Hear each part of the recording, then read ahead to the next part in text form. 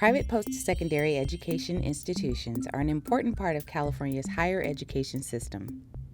The California Bureau for Private Post-Secondary Education is mandated to protect students and consumers through the oversight of California's private post-secondary educational institutions and enforce minimum standards for instructional quality and institutional stability for all students. Here, we will provide a brief overview of each section of the application for approval to operate for an institution non-accredited and provide some helpful hints for submitting a successful application. You are welcome to visit the Bureau's website for printable instructions you can use as a reference tool. Please be sure to fill out the entire application completely and provide an attachment for each section as needed. When completing the application, if a section does not apply, indicate NA in spaces that do not apply.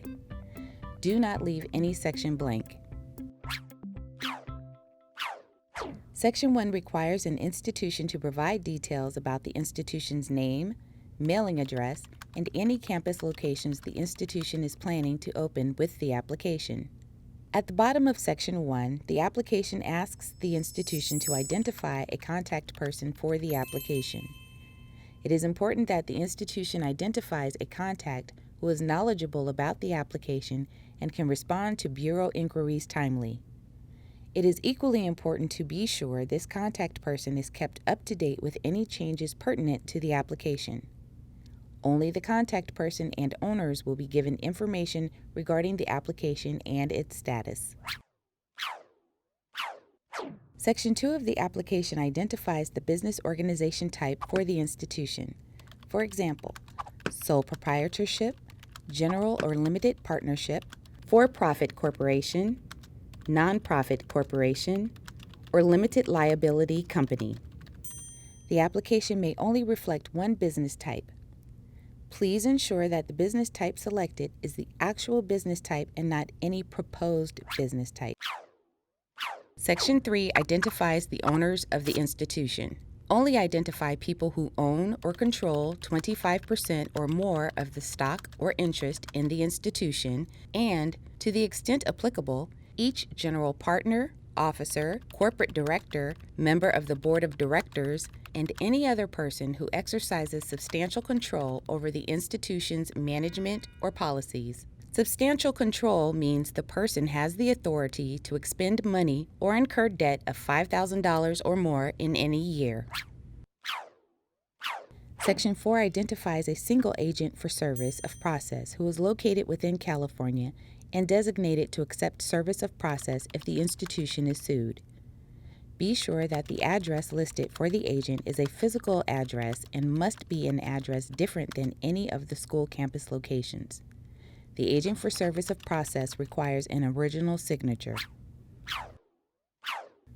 Section 5 describes the organization of the institution. Please be aware that the job titles and duties identified in this section may be referenced in other parts of the application and therefore should be consistent throughout the application. Be sure to answer each of the 3 components of this section, which include an organization chart that shows the administrative structure and relationship between faculty and administrative positions, job duties and responsibilities for each administrative and faculty position, and finally, documentation identifying and describing the qualifications for the Chief Academic Officer, Chief Executive Officer, and Chief Operating Officer. Section 6 requires that if an institution recognizes a governing board, each member must be identified as indicated. If a governing board does not exist, the institution may simply write a statement to indicate that fact. This section is typically required for a nonprofit organization. Section 7 requires an institution to describe its mission and objectives for the institution. Please ensure that the institution's mission description embodies the institution rather than a single program or field, and that the description of the mission and objectives are consistent with the definitions in California Code of Regulations sections 70000Q and 70000R.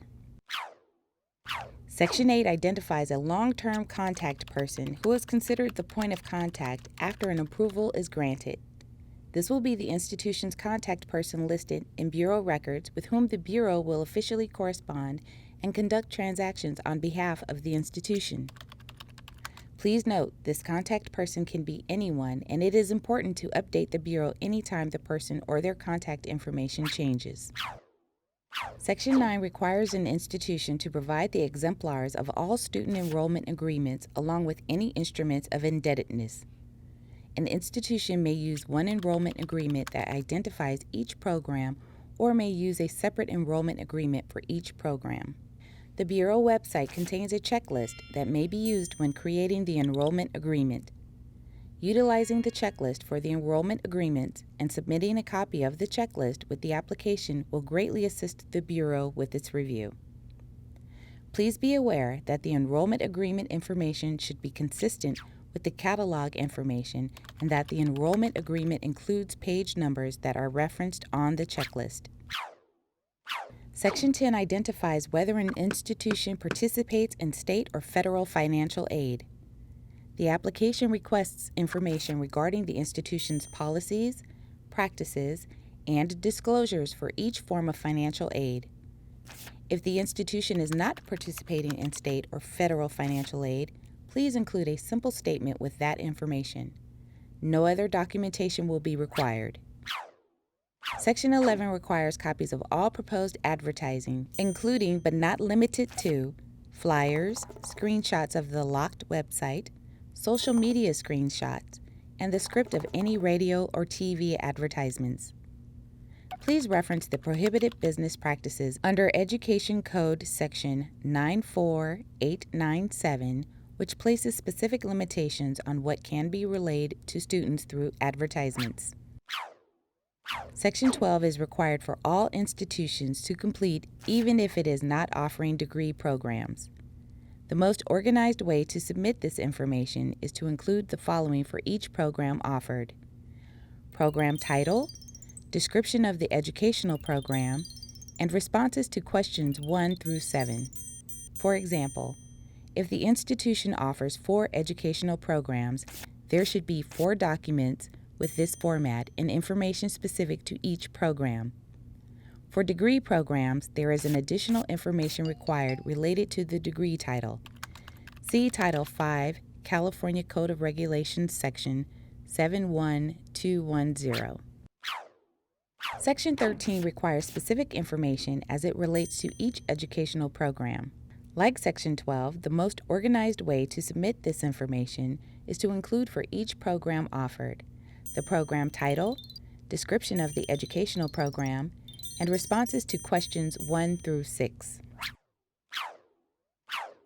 Section 14 identifies whether the institution will instruct an educational program or a portion of it in a language other than English.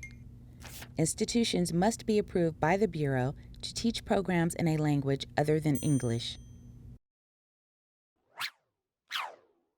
Section 15 requires the institution to submit current and reviewed or audited financial statements that meet all applicable requirements of California Code of Regulations Sections 71745 and 74115.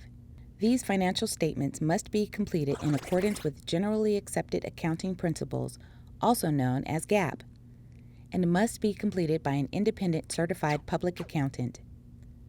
The Bureau cannot accept any other forms of financial documents, including tax returns, bank statements, or loan documents.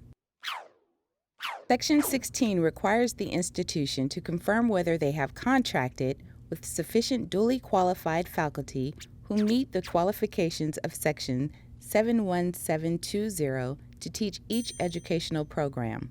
In order to independently verify the school's confirmation, the Bureau may request the following documentation. First, a complete list of faculty and their qualification documents, including diplomas, transcripts, curriculum vitae, and teaching contracts. Second, a list of faculty that developed the curriculum. And third, a list of programs or courses that each instructor will be contracted to teach. Section 17 requires a description of the institution's facilities and equipment, including any lease agreement and sublease, map or diagram of the facilities, and a copy of all permits. For a list of possible required certificates or licenses, institutions can visit calgold.ca.gov and input their specific information to generate a list. Section 18 requires an institution to describe their library holdings, services, and other learning resources available to students, along with procedures on supplying these resources to students who do not receive classroom instruction. If the institution does not maintain a library or other learning resources, the institution should submit a statement to clearly identify how students can gain access to resources needed for the curriculum. A common misconception with this section is that all schools are required to have a full library with books or DVDs. A library could consist of magazines, books, charts, or diagrams, and may be large or small depending on the institution and the programs offered. Only degree-granting institutions are required to provide students access to a library and librarian. If an institution provides all learning materials with the program supplies and no additional research is needed outside of the classroom, an institution may not be required to maintain a library. Section 19 provides details regarding any job placement assistance offered to students or the public.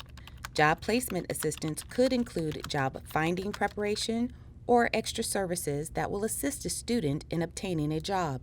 Even if job placement assistance is documented in the catalog, this information must also be provided in this section of the application.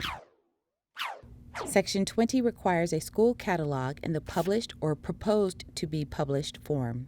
There are many specific statements and policies that are required to be identified within a school catalog. The Bureau website provides an optional checklist and a video that may be used when creating the catalog.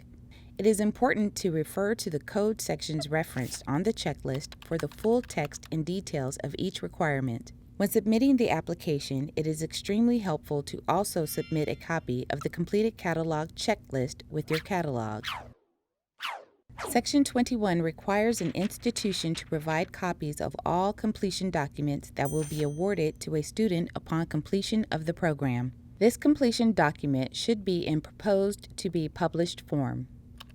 Often, the Bureau finds inconsistent information in this section regarding the program title or program hours. It is important when completing the application to cross-reference each section and to submit consistent information to the Bureau. Section 22 requires a description of the institution's proposed or actual record keeping and to identify the custodian of records. It is important to always keep the custodian of records' contact information up to date with the Bureau. Common mistakes of this section include missing types of required records, or copying and pasting the code section that lists all items to be maintained rather than customizing this list to the proposed or actual practices of the school. Section 23 focuses on the institution's description of the plan for maintaining compliance with the Bureau's laws and regulations. A common mistake for this section is providing a procedure that documents how the institution may become accredited or how it plans to grow, but fails to include information on what steps will be taken to ensure current operations comply with the Bureau's minimum operating standards. When creating this description, the Bureau requests that the institution identify who will complete reviews and what information or policies will be reviewed. The description must identify the procedures that will be used to ensure that the institution will maintain compliance with current laws and regulations. Section 24 requests any additional material information that may be important to provide or without inclusion would cause any part of the application to be inaccurate or untrue. Information that must be provided is information that would alter the Bureau's assessment of the institution's ability to comply with its laws. The institution is required to submit signatures from each owner of the institution. For corporations, the chief executive officer of the corporation and each owner of 25% or more of stock or interest in the institution must sign. For nonprofit corporations, all members of the governing body must sign. All signatures received must be original, wet signatures. The Bureau does not accept any scanned or photocopied signatures. If you have questions about the application process, please contact the Bureau at area code 916-431-6959, or you can email the Bureau's licensing unit at bppe.licensing@dca.ca.gov.